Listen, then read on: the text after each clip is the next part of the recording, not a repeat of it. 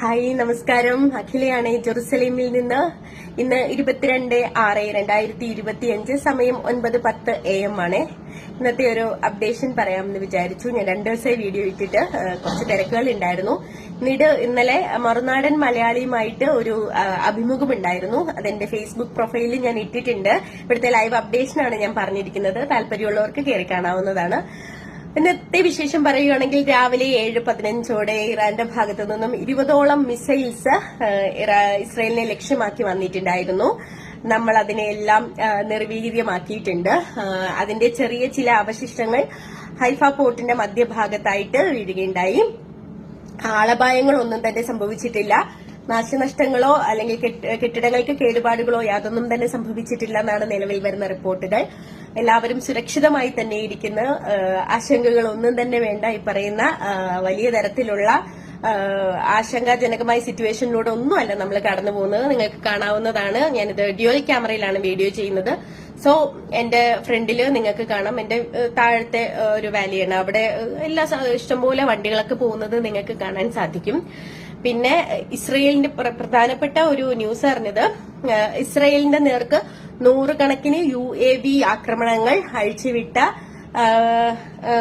എന്താ ഞാൻ നോക്കിയിട്ടൊന്ന് പറയാമേ, പേര് ഞാൻ മറന്നു. എയർഫോഴ്സിലെ തന്നെ IRGCയിലെ എയർഫോഴ്സിലെ 2ാമത്തെ UAV ബ്രിഗേഡിയർ കമാൻഡോ ആയിരുന്ന അമീർപൂർ ജിദ്ദ ആളെ IAF, അതായത് ഇസ്രയേൽ എയർഫോഴ്സ് വധിക്കുകയുണ്ടായി എന്നുള്ളൊരു ന്യൂസ് വരുന്നുണ്ട്. അപ്പോ ഇസ്രയേലിന്റെ നേർക്ക് 100 കണക്കിന് UAV ആക്രമണങ്ങൾക്ക് കാരണഭൂതനായിരുന്ന ആളെ ഇസ്രയേൽ എയർഫോഴ്സ് പോയിട്ട് ഫിനിഷ് ആക്കിയിട്ടുണ്ട്. അപ്പോ പിന്നീട് പ്രധാനപ്പെട്ട ഒരു ഭയങ്കര സന്തോഷം നിറഞ്ഞൊരു വാർത്തയിലൂടെയാണ് രാവിലെ എഴുന്നേറ്റത് തന്നെ കേട്ടോ. അതായത് രാവിലെ എണീറ്റ സമയത്ത് നമ്മൾ അറിഞ്ഞിരുന്നില്ല. പിന്നെ നമ്മുടെ അമേരിക്ക, ഇസ്രയേലിന് വേണ്ടിയിട്ട് അമേരിക്ക ഇറങ്ങുന്നുണ്ടെന്നൊരു ന്യൂസ് ഇങ്ങനെ വരുന്നുണ്ടായിരുന്നു. പക്ഷെ സ്ഥിരീകരിക്കാത്ത പല റിപ്പോർട്ടുകളുമാണെന്ന് തോന്നിയിരുന്നു. പക്ഷെ ഇവിടുത്തെ സിവിലിയൻസ് ഒക്കെ പറയുന്നുണ്ട്, തീർച്ചയായിട്ടും ഇറങ്ങുന്നു പറയുന്നുണ്ട്. ഇന്ന് രാവിലത്തെ ന്യൂസുകളൊക്കെ വരുന്നുണ്ടായിരുന്നു. ഇന്നലെ രാത്രിയിൽ അമേരിക്ക നമുക്കൊരു സർപ്രൈസ് പോലെ ഇറങ്ങിയിട്ട് അവരുടെ ആണവായുധ നിലയങ്ങളെല്ലാം തകർത്ത് തരിപ്പണമാക്കിയിട്ടുള്ള ഒരു വാർത്ത വരുന്നുണ്ട്.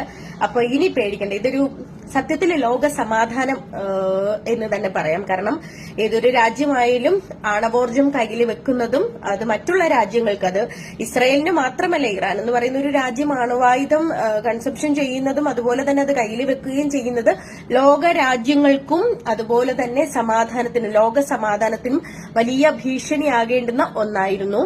അപ്പൊ ഇനി അതിന് നമ്മൾ യാതൊരുവിധ ആശങ്കയും ഉണർത്തേണ്ട കാര്യമില്ല. അതിനെ ഇസ്രയേലും അമേരിക്കയും സംയുക്തമായി ചേർന്ന ആക്രമണത്തിന്റെ ഭാഗമായിട്ട് നമ്മൾ അതിനെല്ലാം നശിപ്പിച്ചിട്ടുണ്ട്. അപ്പൊ ലോക സമാധാനം പുനഃസ്ഥാപിച്ചു എന്ന് തന്നെ പറയാം അതിലൂടെ.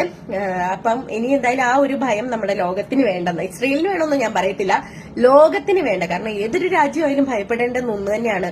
എന്തിനാണ് ഈ അണുവായുധമൊക്കെ കയ്യിൽ വെച്ചിട്ട് മറ്റുള്ള രാജ്യങ്ങളെ ഇങ്ങനെ ഇതാക്കുന്നത്? നമ്മൾ സാധാരണ ഒരു യുദ്ധത്തിൽ ഉണ്ടാവുന്ന ആക്രമണങ്ങൾ പോലെയല്ല ആണവായുധം പ്രയോഗിക്കുക എന്ന് പറഞ്ഞാൽ അത്രത്തോളം ഹാംഫുൾ ആണ്. അത് ഭൂമിയെ പോലും തകിടം മറിക്കുന്ന രീതിയിലുള്ള രാസവസ്തുക്കൾ പുറത്തു വരികയും അത്രത്തോളം നാശങ്ങൾ വിതയ്ക്കുകയും ചെയ്യുന്ന അത്രത്തോളം പവർഫുൾ ആണ് അണുവായുധം എന്ന് പറയുന്നത് നമുക്കറിയാം, ആണവോർജം. സോ അതിനെ ഇല്ലാതാക്കിയ ഇസ്രയേലിനും അതുപോലെ തന്നെ അമേരിക്കയ്ക്കും എന്റെ ബിഗ് സല്യൂട്ട് ഞാൻ എന്തായാലും അറിയിക്കുകയാണ്. പിന്നെ സാധാരണ പോലെ തന്നെ രാവിലെ മിസൈൽ ഉണ്ടായി, ഇവിടോട്ട് ആക്രമണം ഉണ്ടായി. നമ്മൾ സേഫ്റ്റി റൂമിലേക്ക് പോയി.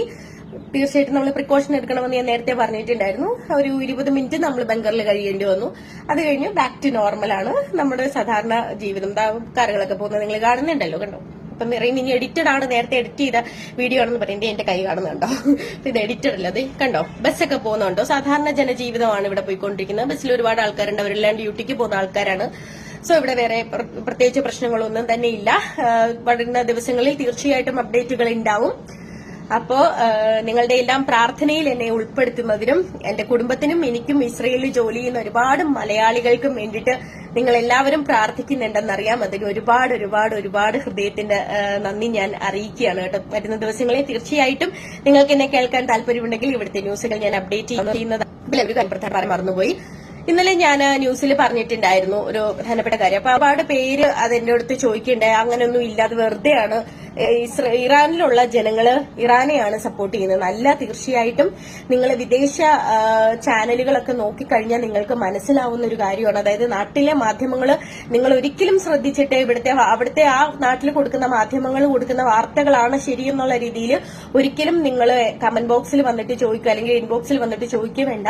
നിങ്ങൾ നാഷണൽ ആയിട്ടുള്ള ന്യൂസുകൾ ഉണ്ടല്ലോ, വിദേശ അന്താരാഷ്ട്ര ചാനലുകൾ നോക്കിക്കഴിഞ്ഞാൽ നിങ്ങൾക്ക് ഒരുപക്ഷെ മനസ്സിലാവും 80% ഇറാനിയൻ സിവിലിയൻസും സപ്പോർട്ട് ചെയ്യുന്നത് ഇസ്രയേലിനെയാണ്. കാരണം ഇസ്രയേൽ എന്ന് പറയുന്ന ഒരു ഡെമോക്രാറ്റിക് രാജ്യമാണ്. നമ്മുടെ ഇന്ത്യ പോലെ തന്നെ ജനാധിപത്യ രാജ്യമാണ് ഇസ്രയേൽ. അതുകൊണ്ട് തന്നെയാണ് നിങ്ങളുടെ മുന്നിൽ ഇപ്പം വന്നിരുന്ന് ഞാൻ ഈ വീഡിയോ ചെയ്യുന്നത്.